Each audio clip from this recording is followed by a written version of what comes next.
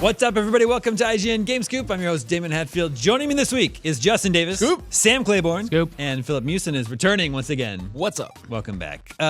We've got a great show for you this week. We got to talk about Wolfenstein. We got to talk about ukulele. But first, let's check in with the listeners. Hey, listeners. What? First? Yeah. You're flip-flopping all around over here. You know, it's the giving season. It's that time of year. I see. Time to give back to What's the this? listeners. That's not for now. Okay. Hold on. All right. Getting ahead of What's ourselves. this? Listeners, remember you can always reach us at the email address gamescoop@ign.com, just like Kevin did. Hey, Kevin. Kevin says, "Hey, Omega Cops. Thanks for the laughs and great gaming opinions for my commute into Philly every day." It becomes From where?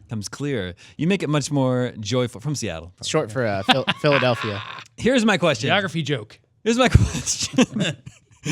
What games were perfect for the college dorm room? I'm 24, went to Penn State, and the games I loved playing between dorm rooms on a weeknight were FIFA, Madden, NHL for the most part. Or when we were in apartments, we'd play Halo 3 or fighting games like Mortal Kombat X or Injustice. In your experience, what were the games to be playing in college? It was those exact games. NHL, Yeah. Mortal Kombat, Well, Halo. Kevin nailed it. Yeah. It was just like Halo. 10 generations ago of those games, right? Goldeneye, depending on how old you are. Yeah.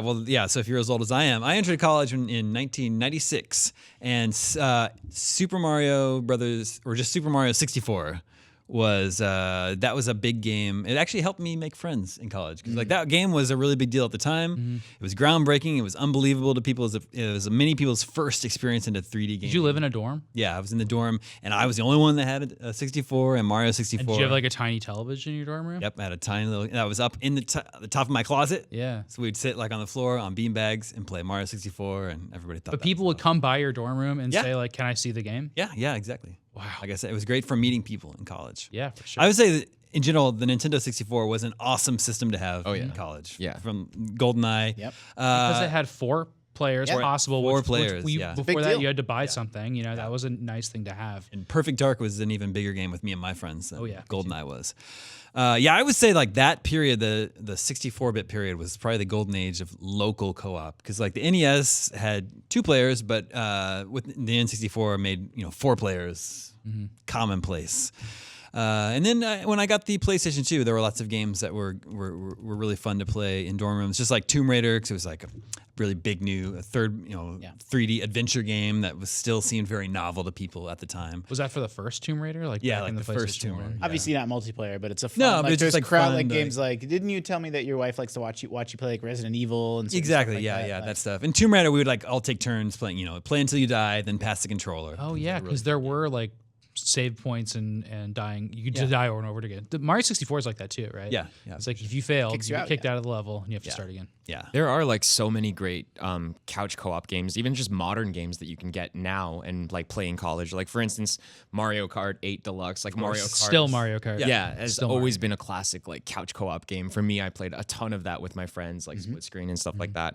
But other fighting games come to mind too. Like even something like Injustice 2 makes a lot of sense. It's a great fighting game as well. Or ARMS, back to like Nintendo stuff, would be fun as well. ARMS is not fun. You don't think so?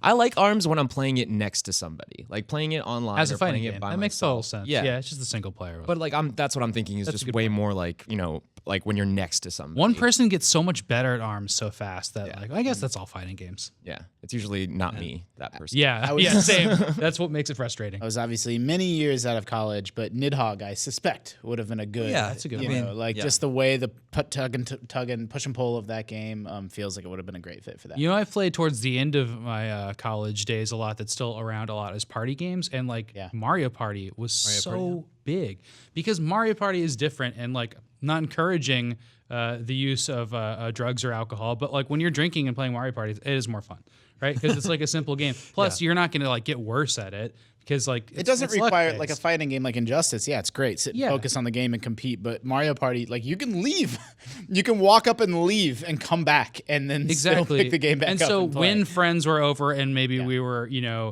drinking and having pizza and stuff, we'd play Mario Party because we'd get too mad at each other when we were playing Mario Kart. yeah. That is just a small taste of the discussion on this episode of GameScoop. For the full episode, head over to youtube.com/GameScoop and be sure to subscribe.